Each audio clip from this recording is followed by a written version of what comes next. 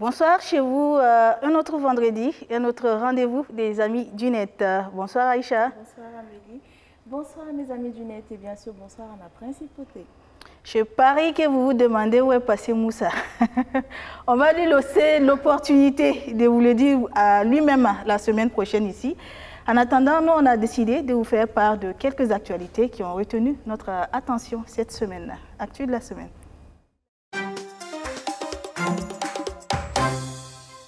Actu de la semaine. Et pour commencer, tu as voulu nous faire part d'un sujet qui te tient à cœur, c'est ça? J'ai vécu une histoire digne d'un film hollywoodien. Ah bon, hein? D'accord. Voilà. Et ça s'est passé comme ça sur les réseaux sociaux. J'ai vécu pas mal de choses.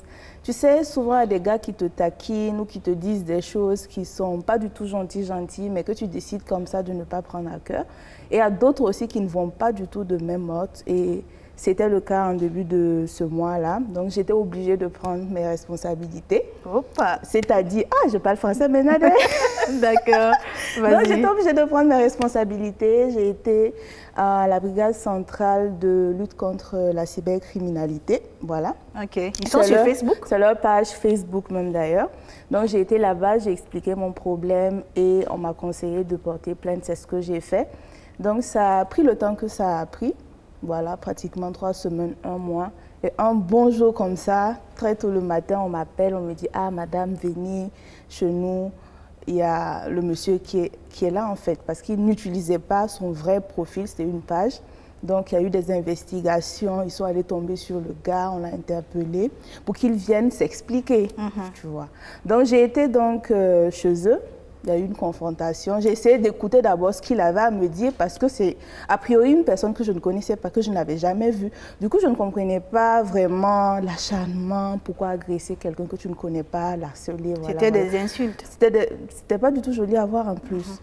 Et ça n'a pas été qu'une fois, 2 fois. Il y a eu plus d'une quinzaine de publications comme ça avec mon image, mon nom et tout ça. C'était pas joli à voir et tout. Mais quand on a discuté, je pense qu'on s'est compris.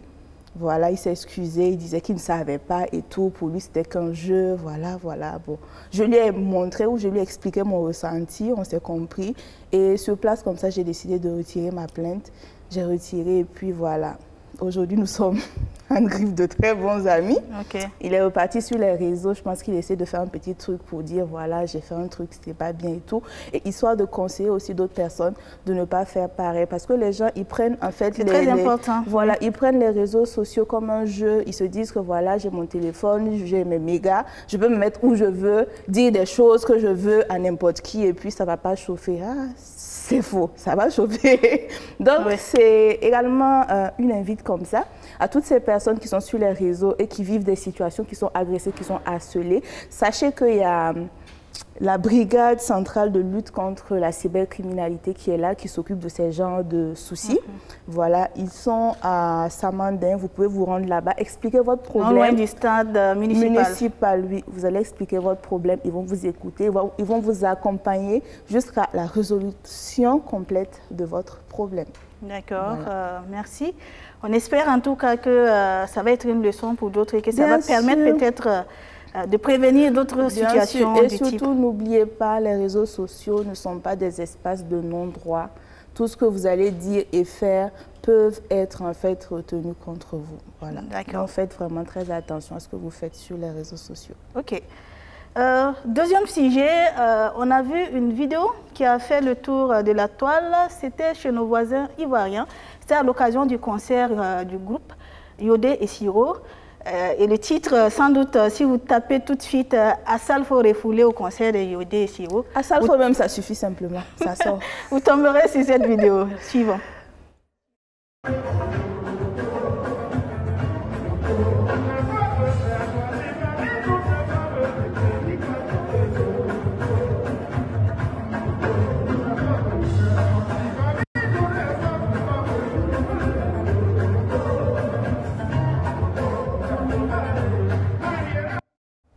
Bon, comme on peut le voir, c'était Gbagbo qu'il souhaitait saluer. Et du coup, l'information a fait le tour de la toile et comme on peut l'imaginer. Les gens sont allés sur sa page pour chercher à comprendre. Et donc, il a tenu à apporter des précisions à un internaute qui lui a posé cette question justement sur sa page Facebook. On va voir la capture d'écran. Et si on s'en tient à cette version, il dit ils nous ont exigé de porter un masque avant de saluer le président. On n'en avait pas, on a rebroussé chemin. Le reste, c'est du blabla. Il faut féliciter Yodé et Siro. Ça, c'est sans compter sur la bonne foi du FBI. J'imagine bien. Du FBI de Facebook. Donc, les gens ne se sont pas contentés de cela. Ils ont fait sortir des vidéos, des images. On va voir cette vidéo dans laquelle on aperçoit Laurent Gbagbo qui fait des accolades à un autre artiste ivoirien, mais qui n'a pas porté de masque.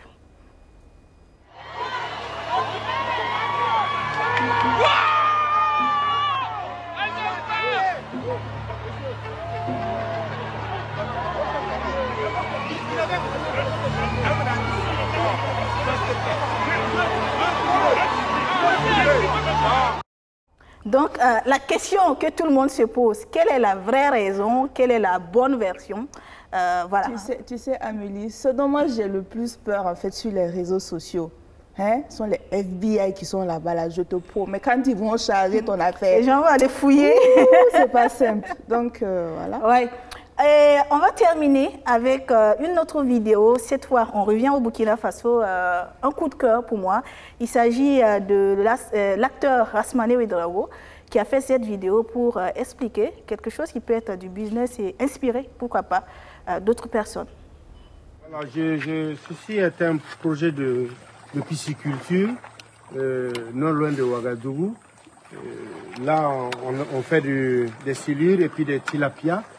L'esprit, c'est que des gens puissent participer au financement de ce projet-là. Donc, ils deviennent un peu copropriétaires. À ce moment, il y aura des installations ici. Et quand ils viennent, on veut développer un peu l'écotourisme. Vous venez, vous découvrez les poissons, comment on élève. Et le soir, peut-être en rentrant, vous amenez 1, 2, 3 kilos de poissons.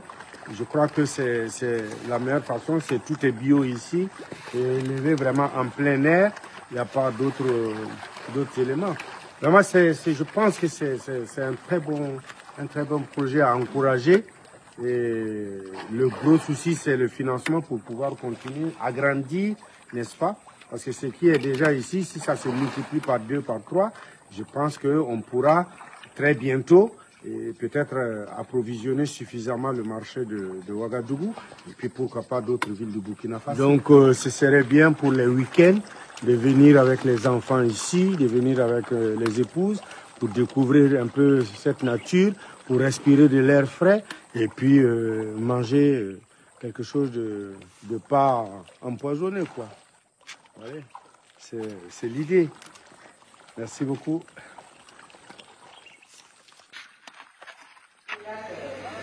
On fait la position, on met les œufs à l'intérieur pour qu'ils puissent éclore parce qu'il y a des œufs éclore. Et là, c'est une fois les enlèvements. Et ça, c'est le date. La date de la production.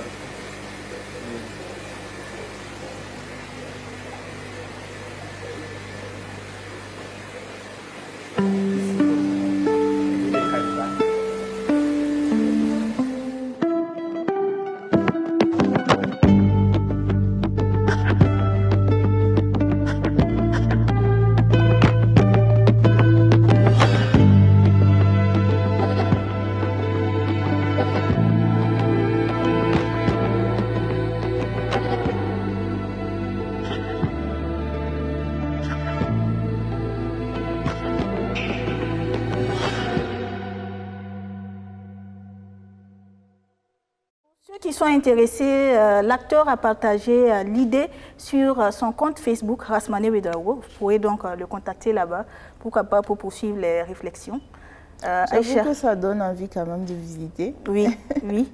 Et c'est surtout participatif, cet esprit participatif aussi, ça pourrait inspirer, pas seulement, j'imagine, à Ouagadougou, comme il l'a dit, ça peut être dans d'autres régions et tout.